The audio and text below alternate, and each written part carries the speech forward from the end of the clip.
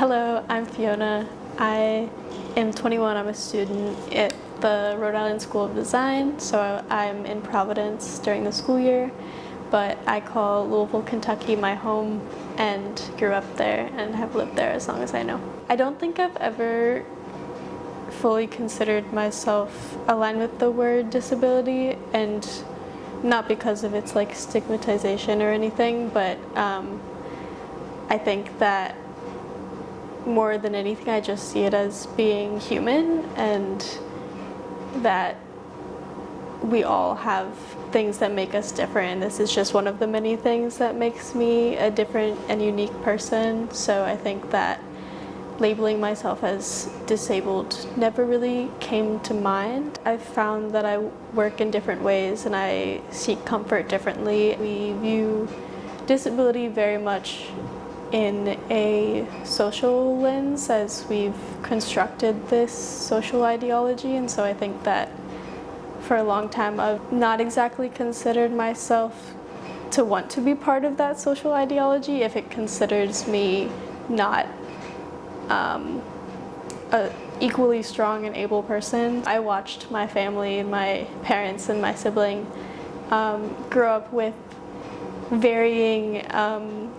abilities and varying differences in how they present their neurodivergence, and so that was interesting to see and find my place in that. I see my family as much of an inspiration to me, I think, specifically in their neurodivergence, which I think is something exciting that I've never really considered before. When we think about all of the rights that we have now and all of the abilities that we have and the choices that we can make for ourselves and be autonomous, it's important to think of the struggle that was made to get there and the struggle that it will still take to keep those rights in place. So I think that there's just so much power in the ADA and the 504 and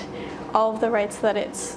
allowed us, and I think that there's also so much power in the continued fight. Attitude wasn't necessarily something that I really thought about until going to college. I think it wasn't until I spoke to the Department for Accessibility at my school and they told me that I shouldn't be receiving the treatment that I was receiving from teachers and other students, and just kind of ruminating on that and realizing that it was sort of almost a discriminatory action, and that there are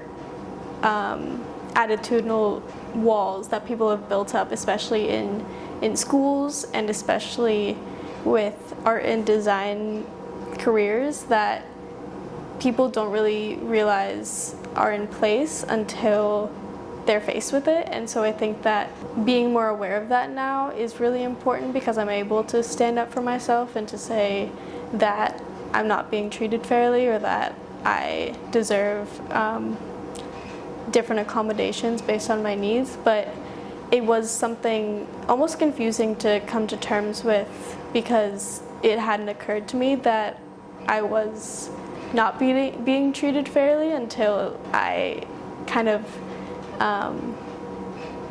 approached the situation. There's no ADA without community, there's no disability pride without community, so I think that being a part of the community and knowing that each person is so unique is a unique strength for us. Being neurodivergent and having this asset means that I am able to express myself differently, and I have that ability. So I think that when I was younger and I was very quiet and didn't really know how to fit in with other people, I would find community by expressing myself through art or through dance, and I've still found that to be my strongest asset yet. And so while maybe being neurodivergent or having I said like other ability is not the asset in itself, I think it's helped me find my assets in life that I wouldn't know of otherwise, and be able to express myself the way that I want to and I'm able to. I don't think there's any way that my life would be the same without it.